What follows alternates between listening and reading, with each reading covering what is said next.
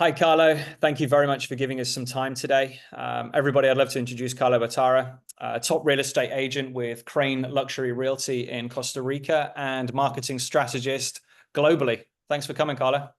No problem. Thanks for having me, Dan. Yeah, Appreciate it's an it. absolute pleasure, buddy. I'm really excited to hear about a little bit more about your insights. And I know that you've got an incredible real estate history, but as well as other areas involving real estate and just all in all, a lot of experience. So Um, question number one for you, buddy, is how did you get to where you are today? Where are you today? And what are some of the highlights of the journey that got you there? Oof. Okay. I think it's going to be a long-winded answer. Well, long story short, I got into real estate when I was 18, 19 years old and in Toronto, Canada.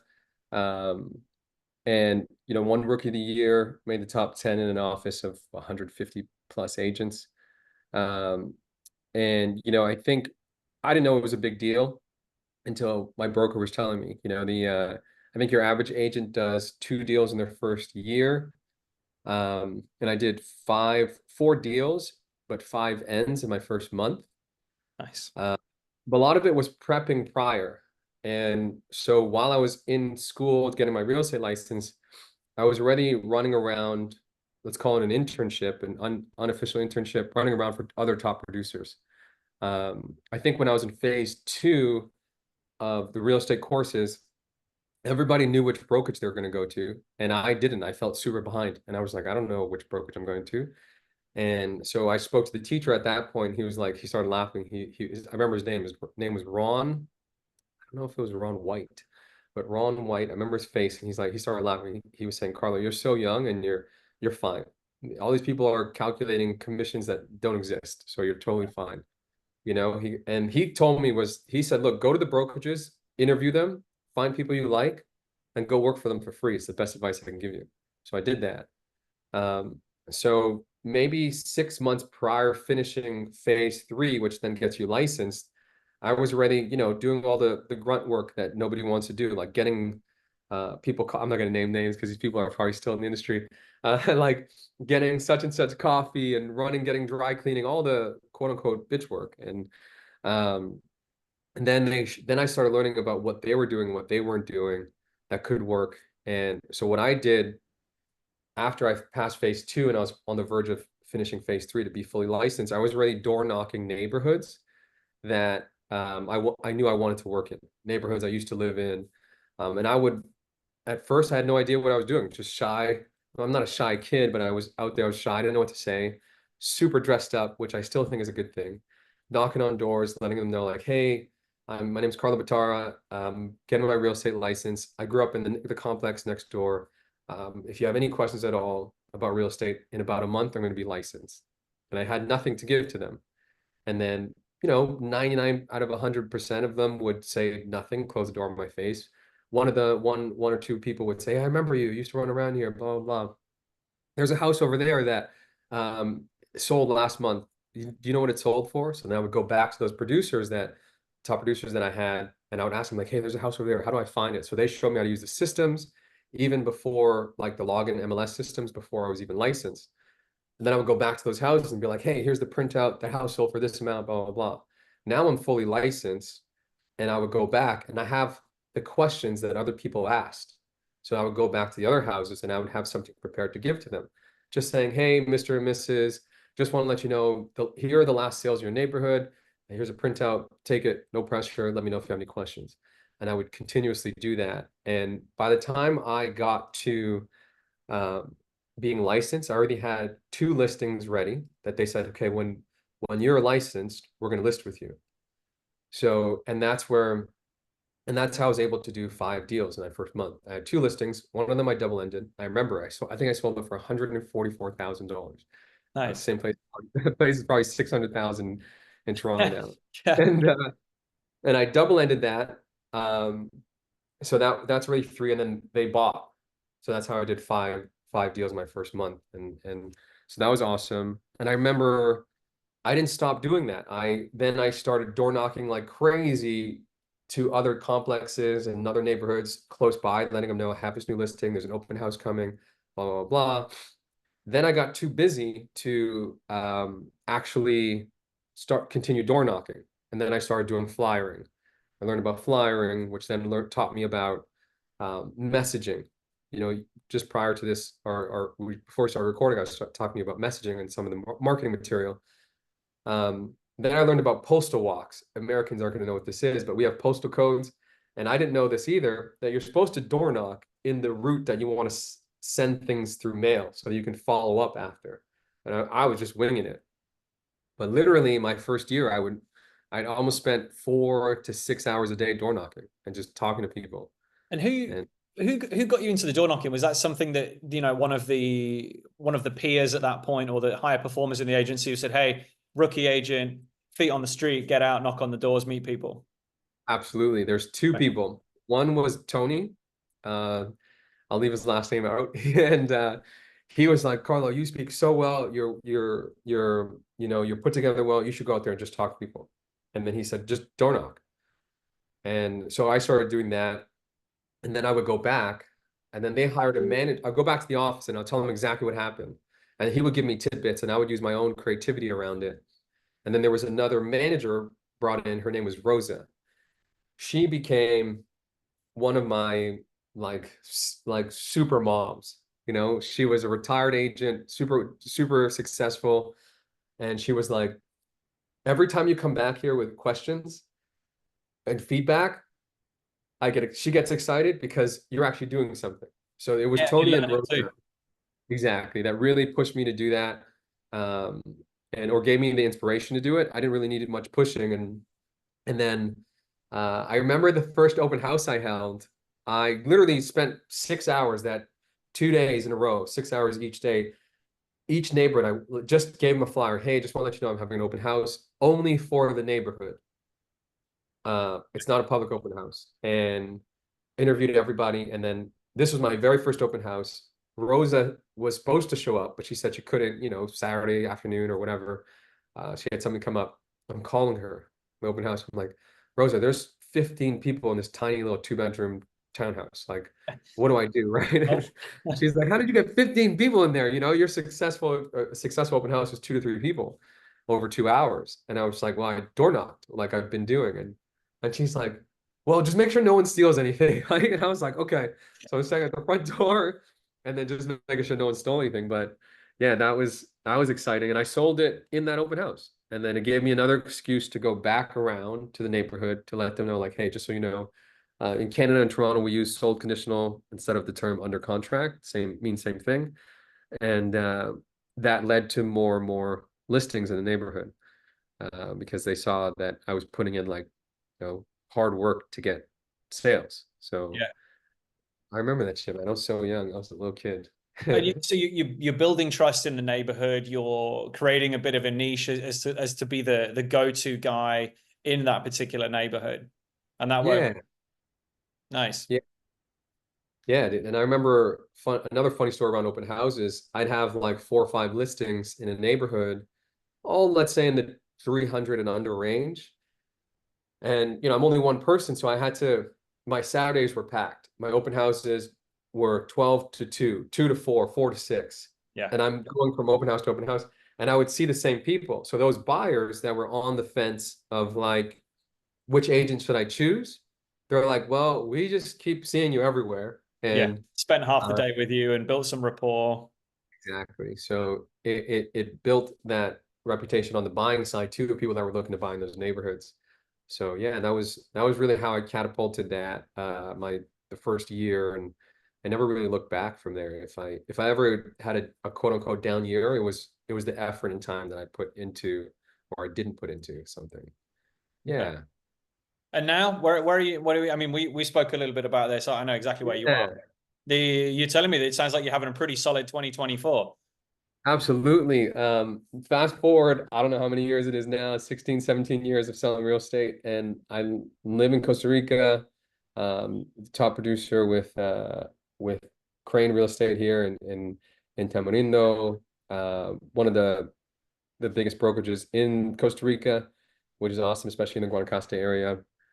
Very happy working with them. My broker, shout out to my broker, Sarah and Pete. And yeah, and our team is awesome. It's a whole different thing. You know, I took a pause in selling real estate for a while. I did mostly marketing and consulting.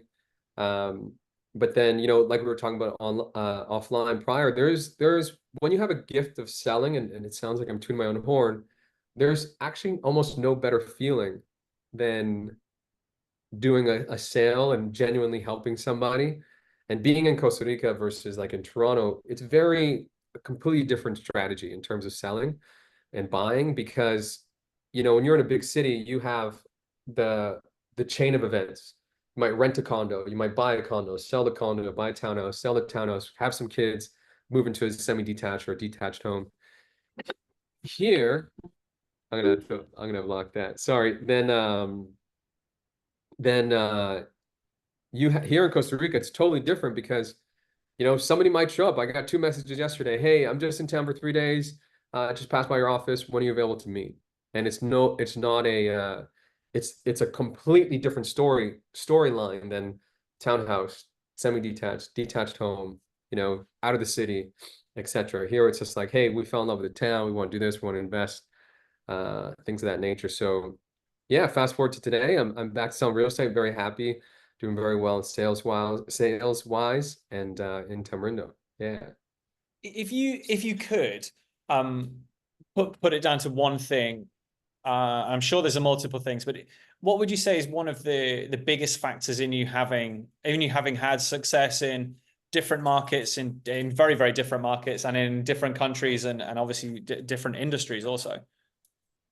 I think, it's gonna be hard to narrow it down to one thing, but if I had to, it would be understanding principles of something versus understanding the answer, if that makes sense, or knowing the answer. So I've trained a lot of new agents. Back in the day when I was a new agent in Canada and Toronto, uh, I was hired to train new agents. And even fast forward to now with Tamarindo and Crane, I have also been training new agents. And the one thing I always try to teach them is principles of, hey, don't just give them the answer, understand the principle of, hey, the hardest thing about Costa Rica is anyone can show you a property, but not everyone can teach you about the neighborhoods.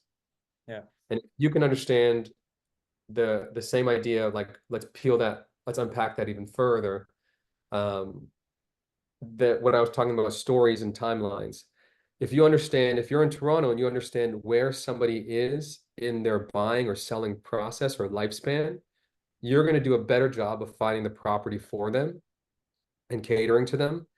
And the same thing goes in Costa Rica. What I always tell people and buyers here as an example is the hardest thing is choosing a neighborhood.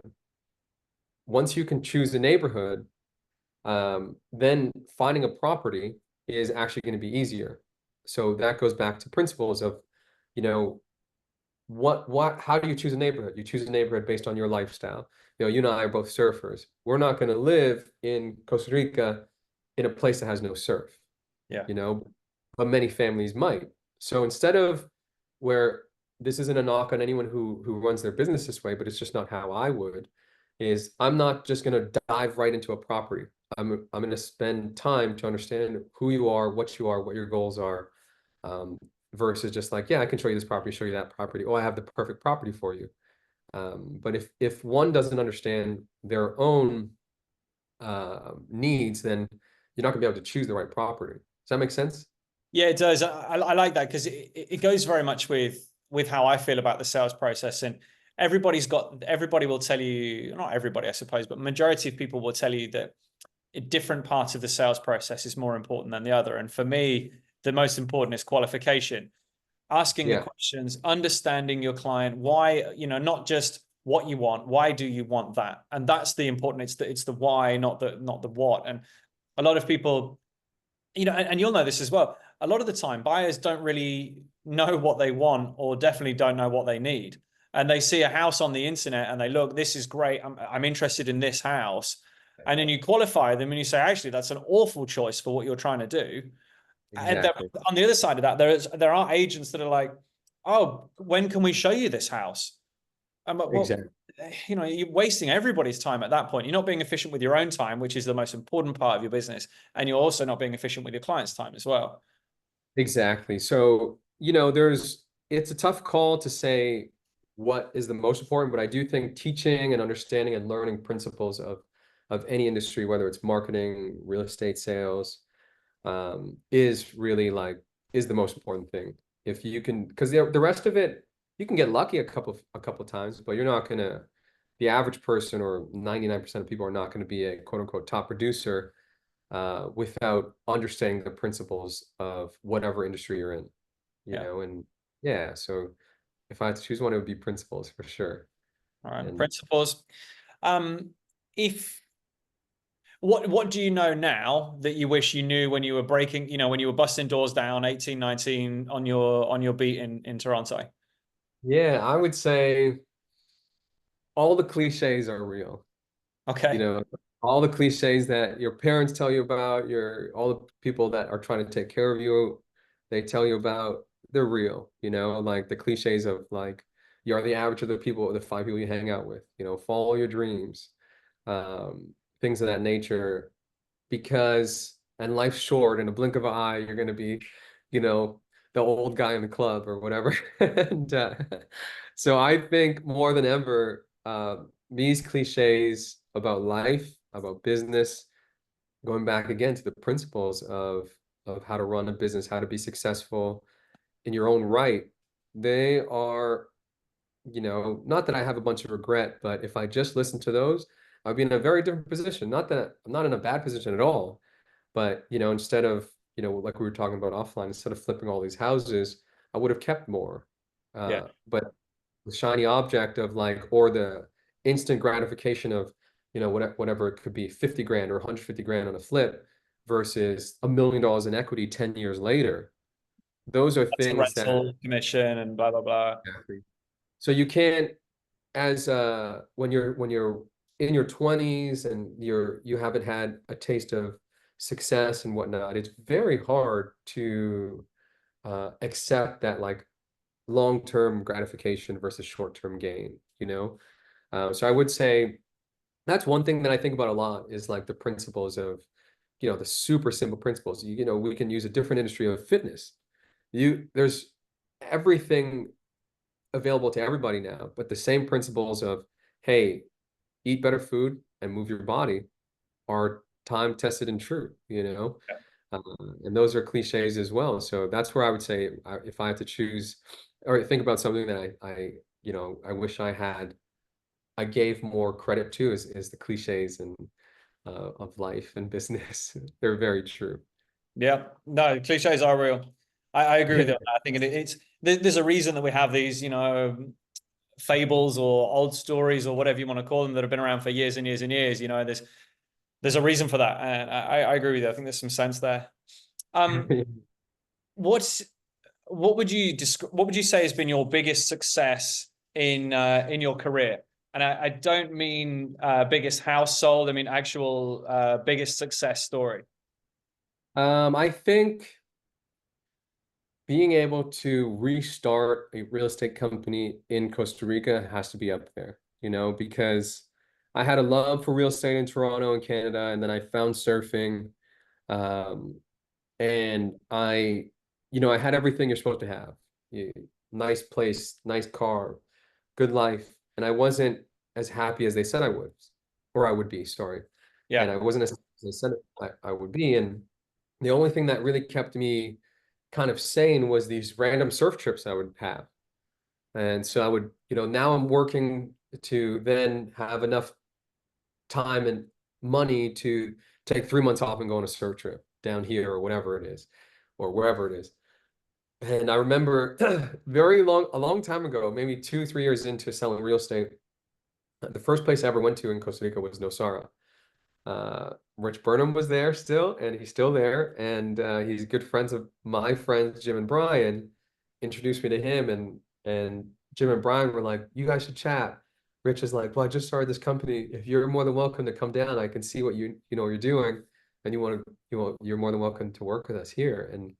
And I didn't do that obviously because I was fearful of of losing my real estate company in Toronto. Yeah. So fast forward to today, I probably sold real estate for 10, 11 years. I stopped selling real estate for 2 to 4 years. There's a little bit of a gray area there. And I was mainly doing marketing consulting because it gave me more location freedom.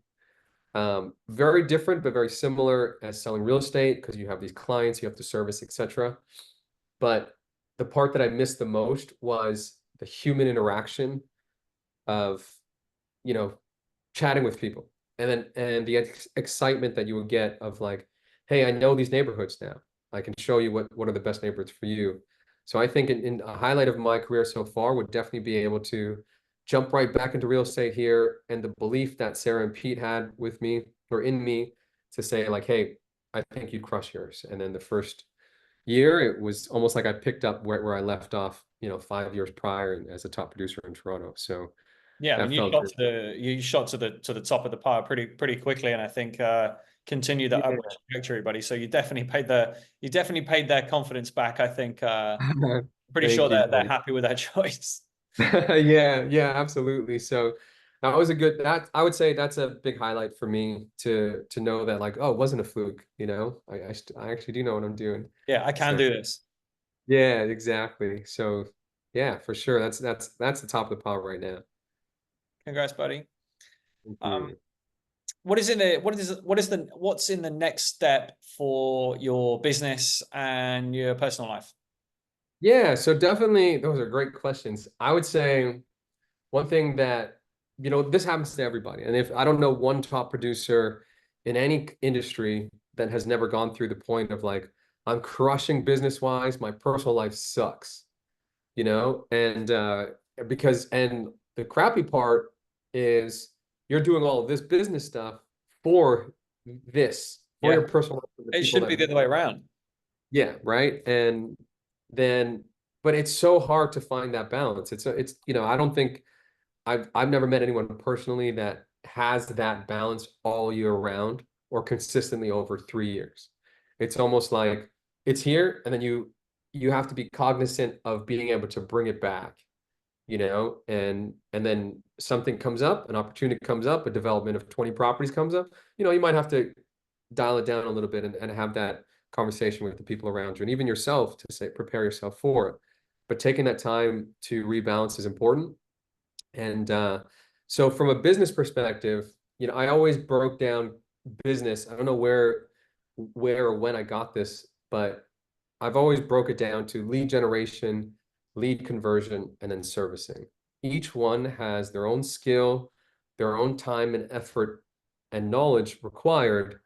And very much so, I'm lucky enough by the grace of God to be able to do all of them. The Yeah, easiest that everyone, especially in sales, falls into is servicing. But when I was really in the groove of being a top producer, one of the top condo sellers in Toronto, was I was generating so many leads online. I had multiple sites that were generating leads. So from a business perspective, that is definitely something where I'd like to get back to, slowly building my team up here in Tamarindo. And you're going to know I've had some hiccups along the way, but it's not something that's going to stop me from achieving the goal. But those hiccups are learning curves, right? So from a business perspective, I've got a few things launching. My new YouTube channel will be launching. I'll be running these online courses and whatnot, and that'll be the machine, ideally machine that feeds into lead generation and lead conversion, and then I'll have to service them through other agents and the Crane team and our little team. So that's my goal from that side. From a personal level, um, I think that this is a whole other can of worms because, without getting too deep into the weeds, I think personal development, personal life, and is an ongoing thing. It's kind of like, hey, I'm hungry, and you eat, and you're gonna get hungry again. And I find it very important to pay attention to what you're hungry for versus just grabbing the fast food because you have no time. yeah, Uh, so surfing is a huge part of my life still. We talked a little bit prior that I've definitely gotten to a better balance of things and the joy of surfing. And I'm still single without kids or anything like that. And I would say on a personal level, I would love to, start a family and have some kids someday too. So shit, I'm just shared that online on on an interview, but I'm starting to sweat just from saying that Dude, because there's no better place to start. Let's get it out there. yeah, right. So And who's going to keep you accountable for those things from the business side and the personal side? yeah, like from a personal side, I've got a really good team around me right now. I don't want to call them a team. They're more like my family. And my own personal immediate family as well. They're living in Costa Rica by myself without my brothers, my sister, my parents. I think about them more than ever, because I'm so close to my family. And now there's a lot of physical distance, but there's a lot of um, emotional connection now that we know that we're far apart. So there's that aspect, and I'm watching my nieces and nephews grow up. So more than ever, I'm trying to make more time to go down there. They're coming down here. So there's definitely that side of accountability. And then, yeah, that from the personal side and from the business side, going back to one of the cliches of you're the average of the five people you hang around with the most. I've got, a great team at Crane. You as a personal friend of mine, I also see as a mentor, especially in the Costa Rican space, and we've grown as friends as well. That actually, uh, even though I might not say it enough, has always been a mentorship of mine. To see you guys, and you've taken Julia to from zero to X and opened a whole can of worms for her that she almost doesn't even know yet that she has access to, Yeah. based on the principles that you've taught, to her. So there's Crane, you and Julia, and then I have I think are probably my biggest kind of accountability forces. We have all these WhatsApp group chats with Crane, and we're always sharing our successes and even our downfalls. Like, hey, deals fall apart here a lot, and we're always there for each other, pick each other up. Like, hey, back on the market, blah blah. You'll get a message from Sarah or Pete or someone else from the team. Like, don't worry, we'll get that sold again. Let's keep our head up and keep moving. So Yeah, that yeah, community is really helpful, isn't it? Because it can be such a lonely place as a real estate agent. You're in the office on your floor time. You spend a lot of time in the car or in the house, at your desk or your breakfast bar or wherever it is that you work. And yeah, some days and there a lot of brokerages don't have someone who's going to say, hey Carlo, have you done your sales calls today? Which means for you, Carlo, it's really easy to think, you know what, I'm not going to do it today, I'm going to go surfing, or I'm not going to get out of bed. And it's having that yeah. internal drive, but also somebody who's going to keep you accountable and say, hey, where are we today? Let's go, let's do it. Yeah, absolutely. And that's a huge thing. I recently heard this saying, um, because I do think money is always going to be the easiest thing to keep people motivated, right? Um, but naturally ambitious people, again, like I'm tooting my own horn, like myself, is actually a gift and a curse. Because when you don't spend the time, it was a saying I recently heard, is something like, um, ambitious people without a goal, um, can give you anxiety. You're going to be successful, but you'll that success will come with anxiety. But ambitious people with a goal will give you peace. Because sometimes, everyone's goal is just, oh, I just want to make money. That doesn't last for too long. If you're good at what you do and you put in the time and the effort, you're going to get your money goals, and then you're going to feel empty. Uh, and then you're not going to have that driving force. So then, I love the question you asked about life and business, because once you have those two aligned, you're going to be, it's not hard for you to get up every day to do what you need to do, cross off the list, and maybe 1 day or 2 days a week or whatever it is, you're going to take the time for yourself to rejuvenate and come back to earth, versus eyes closed, grinding, working, when you're supposed to be hanging out. So yeah, It's it's a tough one. it's tough, and it's as when we had this conversation briefly earlier, is when's enough enough? Yeah, right. And I agree with you. I think it's having those goals is important because you can then reach the goal and you can still continue afterwards, but you can give yourself a minute to celebrate. I reached my goal of doing X, Y, or Z, and I Yeah, feel great about that. And it gives me something to measure my performance against. And it also gives me an opportunity to say, okay, I reached the goal. I'm going to take 5 minutes, reassess, refill my personal cup, and then what's my next goal? And going like that. But like you said, if you just just crushing it day in, day out, day in, day out, you burn yourself out. I've earned all this money and I don't even know what I need it for. Yeah, exactly. And it's that goes back to the cliches. I've met over maybe 3 or 4 dozen people here that are in that boat, older than us, saying like, "Hey, I've made all the money in the world that I've had to make, but I lost my family." Yeah. Or or we're here and whatever it is, and I that's not something I'd like to follow in terms of that path, even though I don't know those people, but it hits home for me. Yeah, it does. What is the real cost of success? And I think that there's a fine line, isn't there, between being really successful and basically just having no life whatsoever, and you work 20 hours a day, and that's okay from a work perspective. And maybe people will respect you in their work circle, but who's And respecting your lifestyle choices at that point?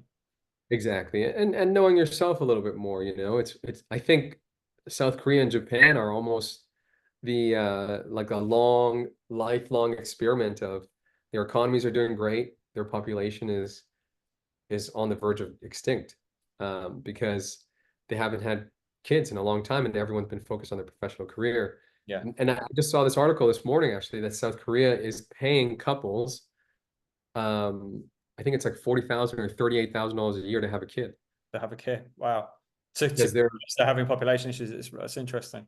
because it's going to take X amount of generations to even catch up to the Yeah, amount of it's not so going to happen overnight, that's for sure. yeah, because there's and again I don't have an answer to any of this. I don't know who's right or who's wrong, but um the whole baby boomers, my parents are in that class. They're all going to pass in the same 5 to 10 year window, Yeah. and that's a massive chunk of the population. And it's just interesting to see what happens. So yeah, I know, totally diverge from business and real estate, but it happens. Let me get you one last question because I'm really conscious of Sure. taking up your whole day. What is the best bit of advice that you can give somebody who is looking to succeed in real estate? I think the best thing to do is to find a mentor. If you're brand new in the industry, even if you're not brand new in the industry, because it's what I did.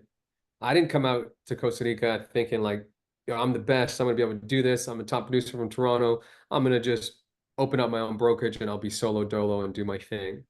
I connected. I reached out to you as a top producer here. Got great advice from you. Would cross paths with Pete, and I leaned on both of you guys. And it was never. And I'm what would they call a seasoned vet? I wasn't. I'm humble enough to know that when you enter a new city or a new town, or a new industry, and you have no experience, the best thing you can do, this goes back to the same advice that Mr. Ron White gave me in phase 2 of my real estate career, is 100% of zero commissions is zero. Yeah, exactly. You know? If you can get 50% of whatever and you're learning from whoever, your mentor, those are principles and lessons you're going to be able to take and use them anywhere. So I think that's the number one piece of advice I give anyone who's thinking about getting into real estate, just gone to real estate, is find a mentor, because they're priceless and they're Yeah, I worth it. think there's a lot of people, isn't there, that prefer that lesser support, higher commission split, and I feel that they're learning how to get paid as opposed to being paid to learn how to do the job. And I agree with you. I would always go. A lot of people say, "Oh, which brokerage should I go for?" And you go for the one that's going to give you the most support. Someone who's going to take you under their wing, throw you a few bones, get you out on showings, and really help you learn what style of sales you're going to put out, learn the market, learn the area, etc. Because the other guys are just going to give you, here's a 70-30 or 80-20 split. Here's your business cards. Go make us some money and off you go. And Yeah, that's so absolutely. common. And one more thing to add on top, and I'm sure you'll agree too, is when something goes wrong, who can you call? Right? And if you don't have access to a mentor or somebody that's ready to call when you don't have an answer to something, that can make or break a deal, right? And Yeah. especially when you're starting, each deal is very important. And yeah, so to be able to have that support system, like you mentioned, is in the good times and in the not so good times is super Yeah, important. You need it both sides. I think accountability, someone just to help you out. This, I mean, I know that I wouldn't be where I am today, and I wouldn't have had the real estate career that I've had without my mentor. Yeah, And it's amazing. You know, you've brought up Ron a few times, and you know that's someone who I'm sure you've not spoken to in maybe a few years, but still at the back exactly. of your mind from age 18, 19, walking the street and doing your thing. Exactly. You know, you're going to affect everything. You know, so many people affect everybody's lives in so many different ways. And yeah, I had him for one course, but the conversations I've had with him changed my perspective on things I didn't even know, you know, and that to me is super important. So finding a mentor is number one for sure. Yeah. Carlo, thank you so much for your time, buddy. Really appreciate you taking Oh, the time to talk to us today. And again, thanks ever so much for all of the insight, and good luck with keep ripping the Costa Rican real estate, and good luck with the next part of your life. awesome. Appreciate the time, Dan. Thank you, man. It was Thanks. super Take fun. care. Ciao. Bye bye.